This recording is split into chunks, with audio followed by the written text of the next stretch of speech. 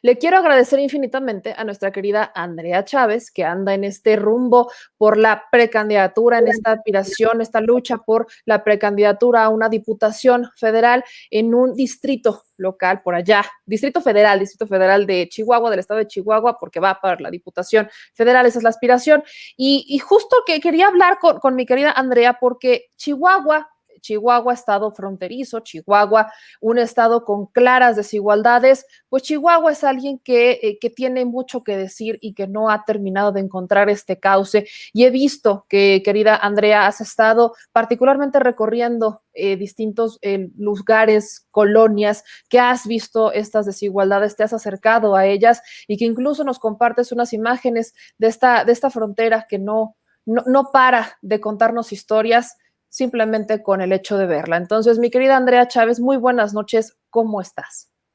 Muy buenas noches, querida Memesi. Es una hemorragia, un placer poder saludar a la audiencia de Sin Censura, saludarte a ti, a toda la gente que trabaja en Sin Censura y por supuesto a Vicente Serrano, que seguramente nos estará viendo, ojalá esté muy pronto por acá con nosotras y con nosotros. Sí, efectivamente me registré como aspirante a la precandidatura a una diputación federal en Ciudad Juárez, Chihuahua, el Distrito 3 Federal de Ciudad Juárez. Y uno de los problemas más importantes de mi estado es justamente el tema de la migración, por supuesto, un poco tratando de enlazar el tema de Joe Biden, el nuevo presidente de Estados Unidos, de este país vecino, que además es la primer potencia mundial, con la situación y la realidad que vivimos en la frontera norte. Particularmente en Ciudad Juárez llegan muchas y muchos migrantes que no nada más provienen de los países centroamericanos, de Honduras, particularmente de El Salvador, de Guatemala, sino que también recibimos a mucha gente del sur del país, a muchos chiapanecos, chiapanecas, también tabasqueños. Esa es como la condición natural de un juarense, ¿no? Haber llegado en la búsqueda de un sueño, tratando de pasar hacia Estados Unidos y encontrar cierta oferta laboral en la industria maquiladora juarense. Este es un problema grande y yo te compartía unas imágenes de la frontera porque el decreto que firma hoy Joe Biden dice que va a parar con la idea de construir un muro, que era, por supuesto, una de las prioridades de Donald Trump. Y lo que ustedes pueden ver en este momento es que ese muro ya existe desde hace muchos años. No hay, por lo menos en la frontera de Chihuahua, ni siquiera 1 kilómetro sin barda, sin muro. Allí hay una frase muy emblemática, muy representativa del sentir de las y los migrantes mexicanos que residen en Estados Unidos, que dice: ni delincuentes ni ilegales somos trabajadores internacionales. Y es que lo que hacen ellas y ellos es poner su energía, sus talentos, sus servicios al servicio de dos patrias, al servicio de México y de Estados Unidos, para poder sacar adelante a sus familias. Desde luego que en ciudades como la mía, que están atravesadas por todo tipo de violencias, la pobreza extrema, la corrupción, la impunidad, pues la gente tiende a buscar mejores oportunidades. Efectivamente, lo que busca el ser humano es la sobrevivencia, pero qué mejor que pudiéramos establecer con la llegada de Joe Biden nuevos programas de asilo político, de refugio, nuevos programas para los Dreamers. Es importantísimo, desde luego, pero lo que yo siempre he dicho es que la política de exclusión, de expulsión en Estados Unidos no atiende a los republicanos o a los demócratas, sino que es una política de Estado. Esa ha sido mi teoría durante mucho tiempo, porque hemos tenido presidentes demócratas como Barack Obama, que también han continuado con la inhumana deportación, con el inhumano hacinamiento que viven y que sufren nuestros connacionales en los centros de detención de migrantes. A pesar de que llegan los demócratas y a pesar de que existe en el discurso una propuesta de generar mejores condiciones para las y los mexicanos que cruzan todos los días a Estados Unidos jamás se ve reflejada en la disminución de tasas de deportación, en la dignificación de los espacios de detención, en la dignificación del trato a las y los migrantes. Es bien raro conocer a un juarense o a un chihuahuense que no tenga un familiar en Estados Unidos viviendo como indocumentado, como irregular. Es para nosotras y nosotros un profundo dolor cómo tratan a nuestras y nuestros migrantes, a nuestras y nuestros hermanos, a nuestras y nuestros connacionales. Y a pesar, yo sí quiero continuar con esta línea, a pesar de que pudiera parecer que existe la voluntad de parte de Joe Biden de pasar una iniciativa al Congreso donde va a contar con una mayoría que le pudiera ser favorable. A pesar de ello, lo que yo sostengo es que, al igual que con Barack Obama, muchas veces se atiende a coyunturas mediáticas como lo es esta, en donde, por supuesto, uno de los mayores movimientos contra el expresidente Donald Trump fue que trató muy mal a nuestros migrantes, ¿no? Y entonces Joe Biden, para darle respuesta a toda esta inercia que se ha generado en medios de comunicación, no solo locales en Estados Unidos, sino internacionales, ha generado una respuesta a través de este decreto. Como ustedes pudieron ver, la frontera ya está amurallada. Como ustedes saben, las tasas de deportación no disminuyeron con los demócratas en el gobierno y lamentablemente las políticas de exclusión y de expulsión son políticas de Estado, porque si mantienen en condiciones inhumanas los centros de detención de migrantes, no lo hacen por falta de recursos, como si se pudiera ver aquí en México con los centros de detención migrantes mexicanos que aquí existen, en Tapachula, Chiapas, en Tijuana. Hay muchos centros de detención de migrantes en donde, pues, ¿qué más quisiera el gobierno federal? Darles las mejores condiciones a los compañeros que llegan de Centroamérica, pero ellos sí que tienen el recurso para que todas y todos ellos, los mexicanos y los centroamericanos, puedan tener una estancia digna en el proceso de regularización de su condición migratoria.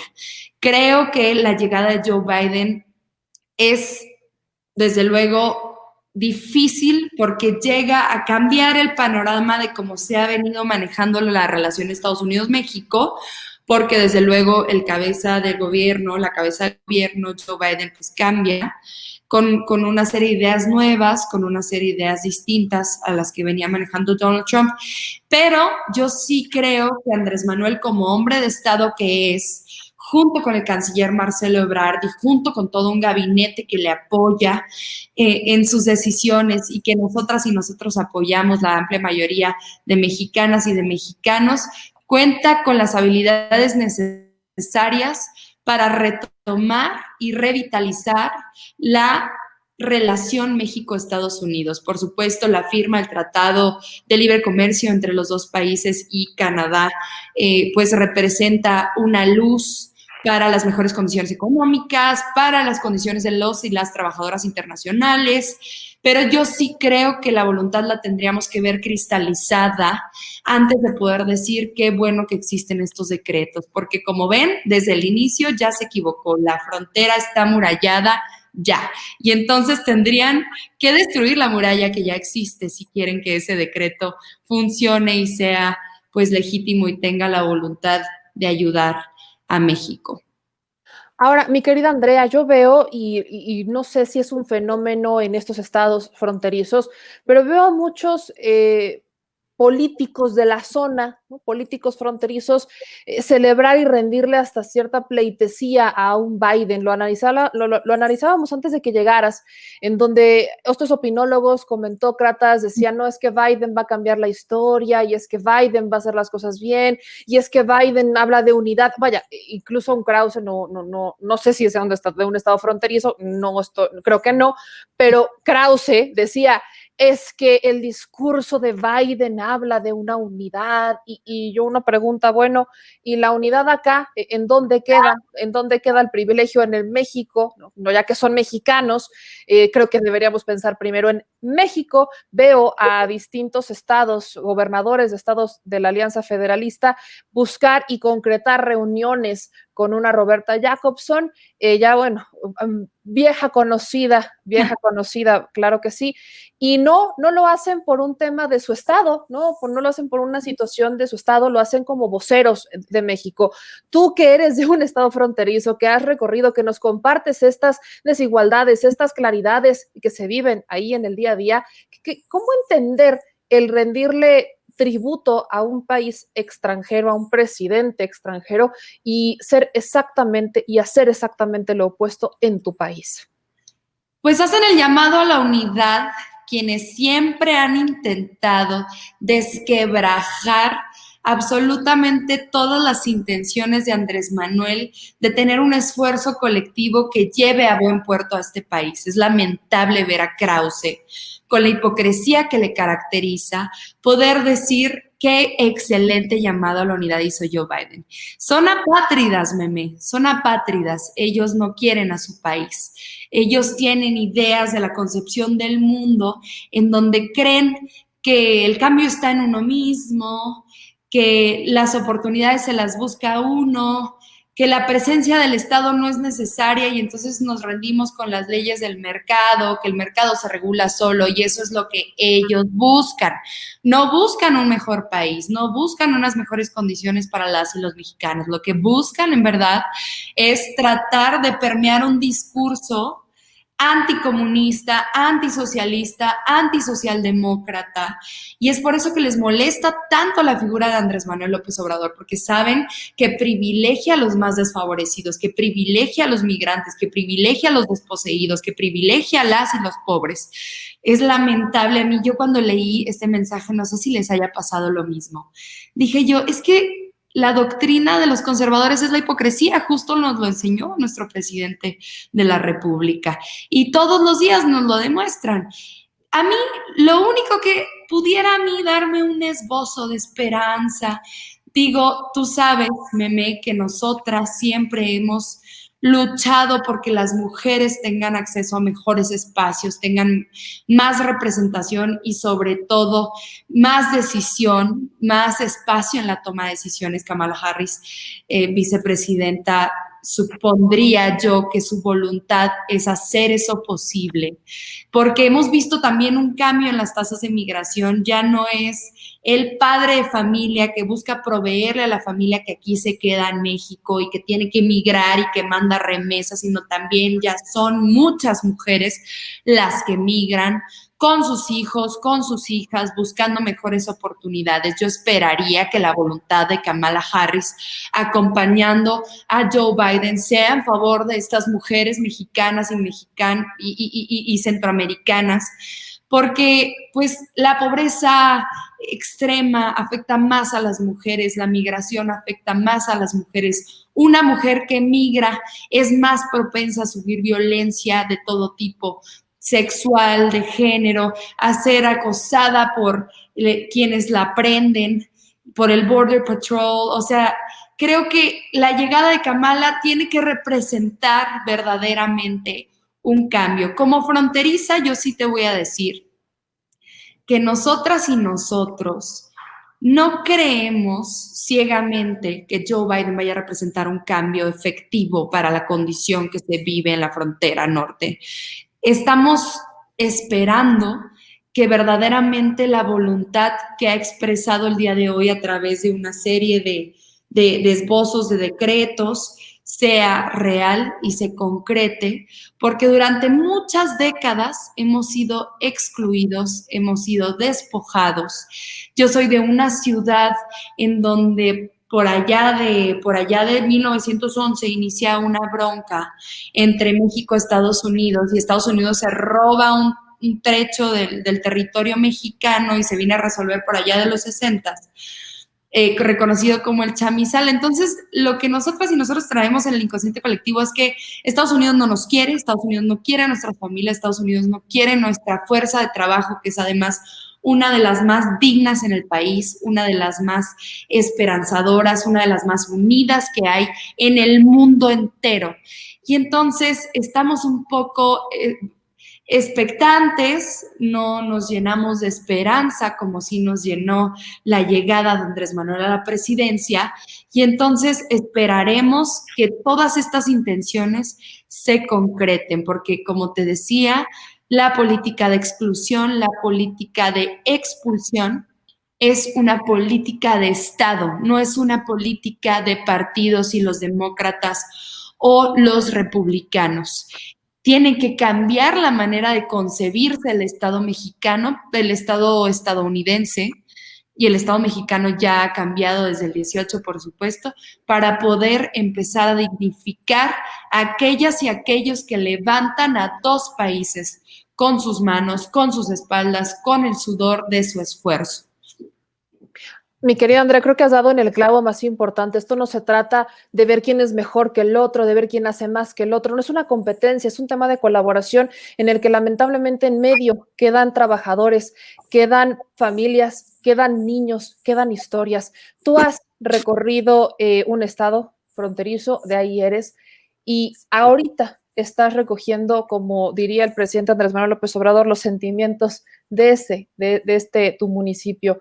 ¿Qué te dice la gente? ¿Qué opina la gente que te has acercado, con la que has platicado? ¿Cómo ven a su país? ¿Cómo ven a su estado? ¿Cómo ven a su Chihuahua? ¿Cómo ven su colonia? ¿Cómo ven el rumbo que ha tomado el país? Pero también cómo ven las desigualdades que existen, cómo ven este escenario. La gente hoy no se calla, la gente hoy no está ciega, la gente hoy no hay vendas en los ojos, están terminando de caer. Y me encantaría conocer qué es lo que te han compartido, tú que estás en esta lucha y que estás caminando y recogiendo estas historias y estos testimonios.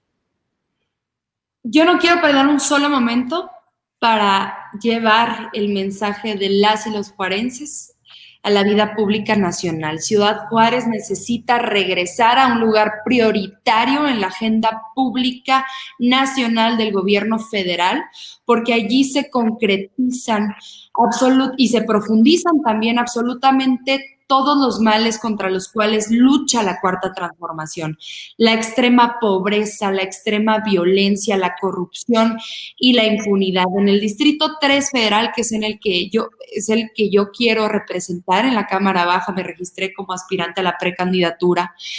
Es un distrito que no cuenta ni siquiera con servicio de recoger la basura, no cuenta con los servicios más fundamentales y esenciales del agua, no cuenta con el drenaje, les llega el cobro periódicamente de la luz y del agua, a pesar de que se los cortan todos los días, a pesar de que no lo pueden disfrutar.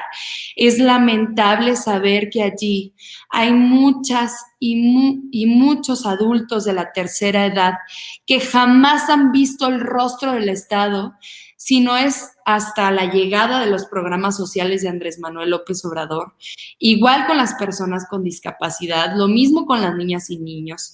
Allí fíjate que hay dos de las colonias más emblemáticas de Ciudad Juárez, que son Lomas de Poleo y Anapra, que son Puerto Anapra y Rancho Anapra, lugares reconocidos por desaparecer a sus mujeres, por matar a sus mujeres y por enterrar a sus mujeres. Es lamentable saber que este distrito no ha contado con una representación que lleve estas necesidades a la Cámara Baja, que estas personas puedan contar con una voz que les escuche, que les atienda y sobre todo que tenga toda la intención de resolver, porque el dolor es mucho, meme. El dolor es mucho, y cuando el dolor es mucho, a veces se corre el peligro de perder la esperanza. Estamos en tiempo de que no se pierda esa esperanza. Todas estas personas a las que yo he visitado confían plenamente en el presidente Andrés Manuel López Obrador a pesar del abandono y quieren de verdad que el cambio llegue al Distrito 3 Federal. Es el distrito más poblado del estado de Chihuahua, un estado que en este momento se encuentra en una competencia electoral muy fuerte porque Acción Nacional sigue contando lamentablemente con altos niveles de aprobación a pesar de la incompetencia de los gobiernos que hemos tenido, a pesar de que tenemos un gobernador como Javier Corral que quiere adquirir más deuda seguramente para financiar las campañas electorales. Es verdaderamente lamentable que todavía cuenten con estos niveles de aprobación. Lo que yo creo es que hay que fortalecernos unas a otras, fortalecer a la gente, llevar su voz a todos los espacios, compartir el contenido de Ciudad Juárez, que fue la ciudad que resistió en la guerra contra el narco, que fue el gran negocio millonario de Felipe Calderón, esa ciudad que fácilmente pudo haber sido destruida por el narcotráfico, por la Policía Federal corrupta de Genaro García Luna, es el lugar en donde las mujeres no valemos, es el lugar en donde las niñas y niños no tienen espacios de recreación, es el lugar en donde no hay alumbrado público, donde no hay transporte público, es el lugar en donde las mujeres y las familias viven en casas de cartón, de lámina, de madera. Es verdaderamente importante convocar a un llamado a la unidad de medios de comunicación nacionales, locales, de todos los sectores de la sociedad civil organizada, de los gobiernos, de los 3 órdenes de gobierno, de los medios de comunicación, importantísimo que retomen la información que de allí emana, porque mucho abandono durante décadas puede hacer a esta gente dejar de creer en el Estado mexicano y no podemos permitirlo. Es nuestra responsabilidad escucharles, es nuestra responsabilidad ayudarles, haya candidatura o no. Haya candidatura o no, es verdaderamente importante que esto se entienda. Tú sabes, Meme, que yo nunca jamás he perdido una oportunidad de hablar de Ciudad Juárez, porque a pesar de que es la 6ª ciudad más importante del país, no tiene representación real en la toma de decisiones. El dinero que allí se genera en la industria maquiladora, en los puentes internacionales, se va a la capital, a Chihuahua, Chihuahua. Allí donde los coyotes y los polleros tiran a los migrantes centroamericanos diciéndoles que ya llegaron a Estados Unidos porque tienen carreteras, infraestructura muy buena con el recurso de Ciudad Juárez, y Ciudad Juárez verdaderamente está al revés, patas para arriba, destripada, olvidada, abandonada. Necesitamos ver el cambio. Afortunadamente, hay un precandidato como Juan Carlos Loera de la Rosa, de parte de Morena, que es profundamente obradorista, que tiene un equipo también que ha acompañado durante mucho tiempo al presidente desde el gobierno legítimo, y que tengo la confianza y la seguridad de que va a hacer un gran papel representándonos a todas y a todos. Hay que hacer un llamado a la unidad para que el blanquiazul no vuelva a tener un espacio en la gobernatura del estado de Chihuahua, para que jamás, nunca más tengamos un gobernador que le prefiere jugar a la alianza federalista, que prefiere adquirir deuda en plena campaña electoral y además que juega al golf mientras su estado está patas para arriba. Es momento de llamar a la unidad. Yo lo que les pediría a todas y a todos es que presten mucha atención del contenido que sale de Ciudad Juárez, porque allí inició la 3ª transformación, allí en la Casa de Adobe, que está justamente en el Distrito 3 Federal, casi prácticamente en el Río Bravo. Allí inició la 3ª transformación porque se instauró en la Casa de Adobe lo que fungió como el palacio provisional del gobierno revolucionario de Francisco Ignacio Madero, y como allí inició la 3ª transformación, la 3T, allí se debe profundizar la 4T. Así es, mi querida Andrea, y bueno, pues esta es la parte en la que yo te agradezco este espacio, te agradezco que platiques con nosotros y te reitero toda la suerte, y así como también te reitero que de ser necesario aquí tendrás ese espacio no solamente que va a decir las cosas, sino que de ser necesario va a empujar y criticará lo que tenga que criticar, y lo hará para empujar y para ayudar a todos aquellos que quieran crear, construir y arreglar un país que ha quedado en una profunda, de verdad profunda, herencia de dolor y de sangre. Entonces, mi querida Andrea, hoy por hoy, en este momento, Te agradezco que compartas estas historias de desigualdad y te agradezco ampliamente que sigas en esta lucha y lo que siempre les hemos dicho, este espacio es de todos, de las historias, es de ustedes y es un espacio plural. Me encantaría, y lo vuelvo a decir, me encantaría que así como tú tienes esta oportunidad de acercarte a la gente y de contarnos y de hablar desde tu testimonio y desde lo que tú vives, pues que también se atrevieran a hacerlo los de otros partidos políticos, aquellos que hoy por hoy le tienen miedo a este espacio porque le tienen miedo a estos comentarios y le tienen miedo a que eventualmente se les cuestione. Eso es lo que hay que dejar claro. Mi querida Andrea, ¿en dónde pueden seguirte? ¿En dónde pueden encontrarte? ¿Dónde pueden ver tu trabajo? ¿Y dónde pueden, si aquellos quieren darte ese voto de confianza, cuestionarte, criticarte? Creo que eres una mujer que se deja criticar y que responde. No le tienen miedo al escrutinio y eso creo que es un indispensable requisito para lo que quieres dedicarte. Pues para los que no quieren venir a este espacio porque tienen miedo, pues qué bueno que nos demuestren que el miedo ya cambió de bando. Aquí está la esperanza, aquí está el amor, aquí está el cariño, aquí está la unidad. Invitarlas a venir a Sin Censura, ¿cómo no? Y a pues estar dispuestos a la crítica. A mí me pueden criticar, seguir, acompañar, apoyar desde mis redes sociales, Andrea Chávez Tre, en Twitter, en Facebook, en Instagram. Estoy publicando todos los días contenido de todas las colonias que hay en este Distrito 3 federal, porque al igual que hizo Andrés Manuel López Obrador con el país, quiero recorrerlo de punta a punta de la mano de la gente, de punta a punta de la mano de las mujeres, en esa ciudad en la que Felipe Calderón no pudo destruir. Te agradezco infinitamente a tu audiencia, todo el cariño, les mando un fuerte abrazo, síganseme cuidando de la pandemia del coronavirus. Este país nos necesita fuertes a todas y a todos. Les mando un fuerte abrazo y a ti, como no, Meme, muchísimas gracias por el espacio. Un abrazo, mi querida Andrea, estamos en contacto y pues muy buenas noches.